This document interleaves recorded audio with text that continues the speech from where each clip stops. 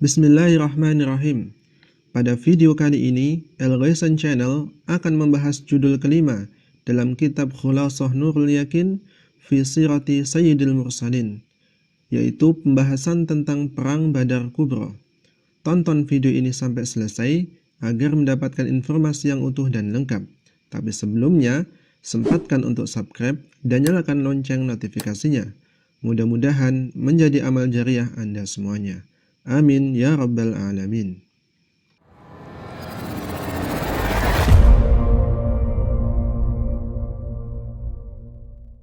Pembahasan pada video kali ini akan kita kelompokkan menjadi dua bagian. Yang pertama adalah penjelasan arti, dan bagian kedua adalah penjelasan secara umum dan detail. Baik, kita mulai dengan menjelaskan arti pada tiap poin materi kalimat ini. Poin pertama,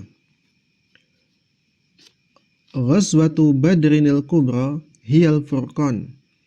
Perang Badar Kubra adalah Al-Furqan atau pembeda. Alladzi a'azzallahu bihil Islam. Dengannya Allah memuliakan Islam. Wa rafa'a manarahu, meninggikan panji-panjinya.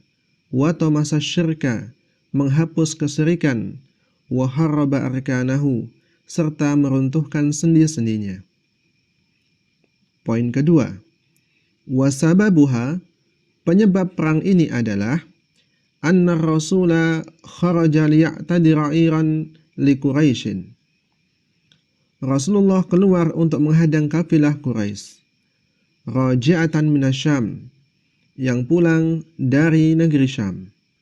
Wa kana ma'ahu, bersama beliau, salasata asyara rajulan, 313 pasukan.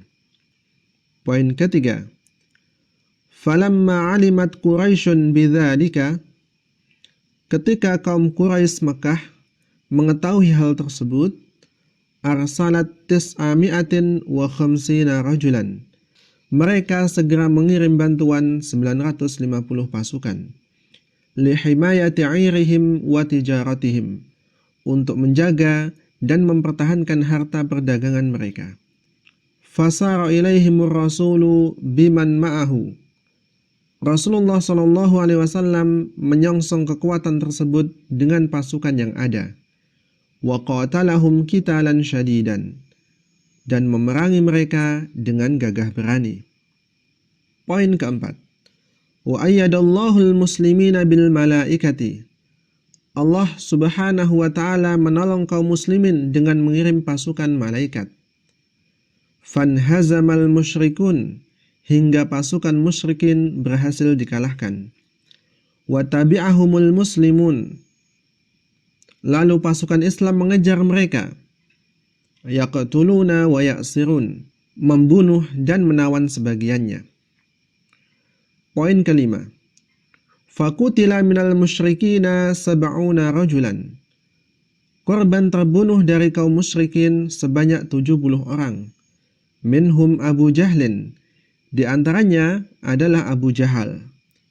Wa usira minhum sab'una asiran, dan yang ditawan sebanyak 70 orang tawanan. Wa qutila minal muslimina arba'ata asyara rajulan. Adapun korban terbunuh dari kaum muslimin sebanyak 14 orang. Poin keenam, thumma amara rasulu bidafni qatlal muslimina wal musyrikin. Kemudian Rasulullah memerintahkan para sahabat untuk memakamkan korban terbunuh baik dari kalangan muslimin maupun musyrikin. Wa raja'a ilal madinati, setelah itu pulang ke Madinah. Walamma qarabaha, dan tatkala pasukan Badar mendekati Madinah, talaqqathul walaidu biddufuf, anak-anak menyambut mereka dengan menabuh rebana. Yunshidna, sambil bersenandung, tala'al badru alaina, tala'al badru alaina. Selanjutnya akan kita sampaikan penjelasan secara umum. Kita akan mulai dari poin yang pertama. Perang Badar disebut Al-Furqan, artinya pembeda, atau Yaumul Furqan, hari pembeda, sebagaimana tersebut dalam firman Allah Subhanahu wa ta'ala, surat Al-Anfal ayat 41. wa ma anzalna ala 'abdina yaumal furqani yaumal taqal jam'an wallahu ala kulli syai'in qadir. Dan pada hari kami turunkan kepada hamba kami yaitu Muhammad di hari Furqan, yaitu di hari bertemunya dua pasukan, dan Allah Maha Kuasa atas segala sesuatu.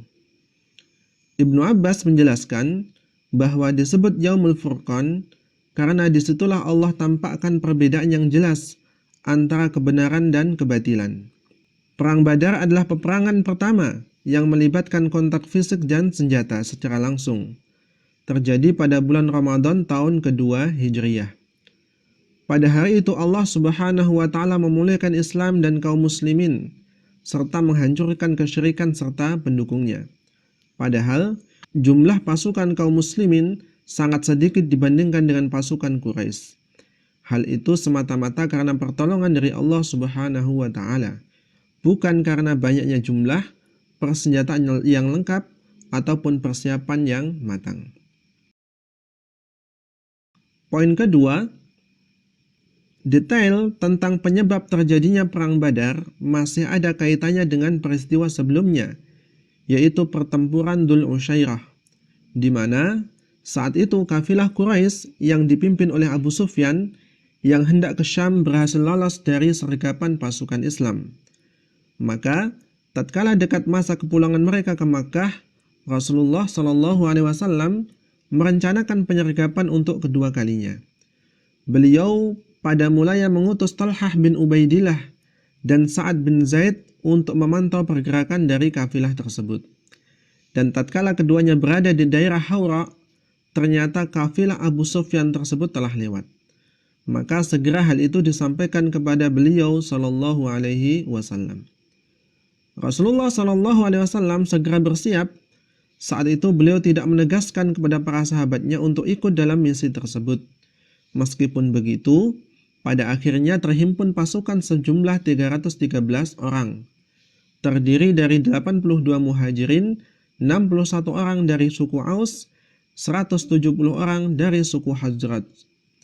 Mereka tidak menghalang kekuatan besar dan juga tidak mengambil persiapan yang matang, sehingga pasukan tersebut hanya mempunyai 2 ekor kuda dan 70 ekor onta yang ditunggangi secara bergantian. Penjelasan poin yang ketiga, Abu Sufyan, sang pemimpin kafilah, mendapatkan informasi tentang pasukan Islam yang akan mencegat mereka. Maka segera dia mengirim seorang utusan yang bernama Damdam bin Amr al-Ghifari untuk pergi ke Makkah untuk meminta bantuan.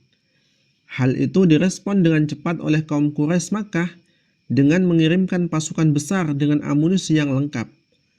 Terhitung 950 pasukan, menurut riwayat yang lain 1.300 pasukan, dilengkapi dengan 100 kuda, 600 perisai, dan onta yang sangat banyak hingga tak terhitung jumlahnya. Yang jelas, selain dikendarai, tiap harinya mereka menyembelih 9-10 ekor onta untuk konsumsi pasukan. Pasukan yang besar ini dipimpin oleh Abu Jahal bin Hisham, sang dedengkot Quraisy. Pasukan tersebut berangkat dengan cepat ke arah utara menuju Badar. Setibanya di sana, mereka menerima surat dari Abu Sufyan bahwa kafilah dagang tersebut telah berhasil lolos dari pasukan Islam. Dan Abu Sufyan meminta mereka untuk kembali ke Makkah karena misi utama mereka adalah menyelamatkan kafilah. Dan ternyata kafilah tersebut sudah benar-benar lolos. Namun ternyata Abu Jahal, sang dedengkot Quraisy, berdiri dengan penuh kesombongan sambil mengatakan, "Kita tidak akan pulang hingga berhasil mengambil alih Badar, lalu tinggal di sana selama 3 hari untuk berpesta." Tidak semua pasukan sepakat dengan Abu Jahal, termasuk di antaranya Ahnas bin Suraik, pemimpin Bani Zahrah, yang beliau menarik mundur 300 pasukannya, hingga tersisa 1.000 pasukan yang ikut dengan Abu Jahal. Melihat perkembangan yang sangat genting, Rasulullah SAW segera mengadakan rapat majelis militer tingkat tinggi untuk bertukar pikiran dengan seluruh pasukan dan komandannya. Ketika itulah ada sekelompok orang yang hatinya ciut dan takut menghadapi pertumpahan darah, Sedangkan sikap para komandan perang, baik itu Abu Bakar As-Siddiq maupun Umar bin Khattab, keduanya berbicara dengan ungkapan yang baik. Selanjutnya Al-Miqdad bin Amr berdiri sambil berkata, "Wahai Rasulullah, teruslah maju berdasarkan apa yang telah ditampakkan Allah kepadamu. Kami akan selalu bersamamu." Maka perang tersebut tidak dapat dihindarkan lagi. Tanggal 17 Ramadan tahun 2 Hijriah menandai salah satu pertempuran dahsyat dalam sejarah Islam. Begitu dahsyatnya pertempuran ini hingga Rasulullah SAW tak henti-hentinya bermunajat kepada Allah Subhanahu wa taala seraya mengatakan, "Allahumma in tuhlik hadhil isabatal yawma la tu'bad. Allahumma in syi'ta lam tu'bad ba'dal yaumi abadan." Ya Allah, jika golongan ini yaitu umat Islam dihancurkan pada hari ini, maka tidak akan ada lagi yang menyembahmu. Ya Allah, jika Engkau menghendaki, tidak akan ada yang menyembahmu lagi setelah hari ini selama-lamanya. Penjelasan poin yang keempat, jawaban dari munajat dan doa-doa Rasulullah SAW adalah Allah Subhanahu wa taala menurunkan wahyunya, yaitu surat Al-Anfal ayat 9.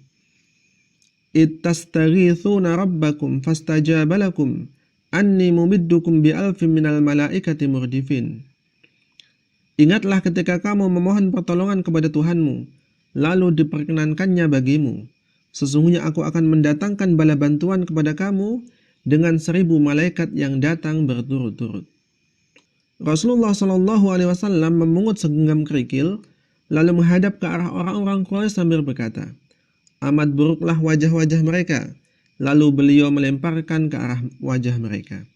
Tidak seorang pun dari kaum musyrikin kecuali kerikil tersebut mengenai mata, kedua lubang hidung dan mulutnya. Ketika itulah beliau memberikan komando kepada pasukannya untuk melakukan serangan balik yang mematikan. Pasukan Quraisy yang sebelumnya unggul dari jumlah dan persenjataan tidak berdaya membendung kekuatan iman kaum muslimin. Mereka kocar-kacir, membabi buta, dan tanpa komando. Hingga iblis yang saat itu menjelma sebagai Suraqah bin Malik kabur dari medan perang. Bahkan sekelompok kaum musyrikin juga mengambil ancang-ancang untuk melarikan diri.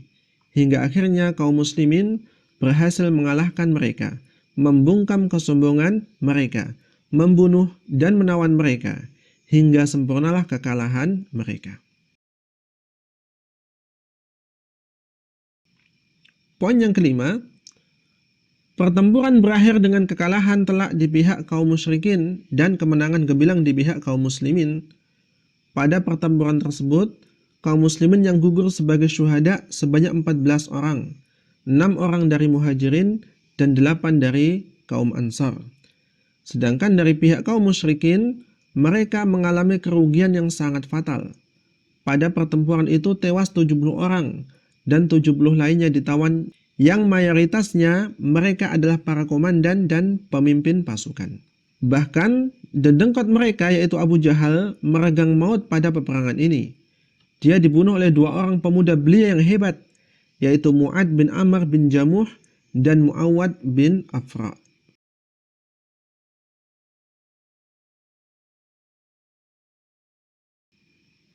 Penjelasan poin yang terakhir, yaitu poin yang keenam, ketika perang berakhir, beliau memerintahkan agar diurus semua mayat-mayat korban peperangan tersebut. Mayat-mayat Quraisy dibuang ke dalam sumur batu yang terletak di jantung kawasan Badar. Setelah menetap selama 3 hari di Badar, Rasulullah SAW bergerak menuju Madinah dengan membawa kemenangan. Tatkala beliau sampai di sebuah tempat bernama Rauha, beberapa pimpinan kaum muslimin menjumpai beliau, memberikan selamat dan penyambutan kepada beliau dan kaum muslimin. Kemudian Rasulullah SAW memasuki Madinah dengan mendapatkan keberuntungan dan kemenangan. Setiap musuh di Madinah dan sekitarnya menjadi gentar terhadap beliau.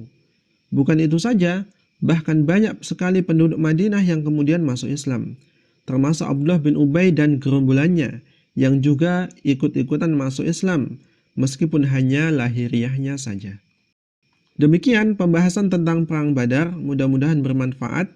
Jika ada hal-hal yang kurang tepat dalam ulasan kami, silahkan tulis kritik saran di kolom komentar. Barakallahu fiikum.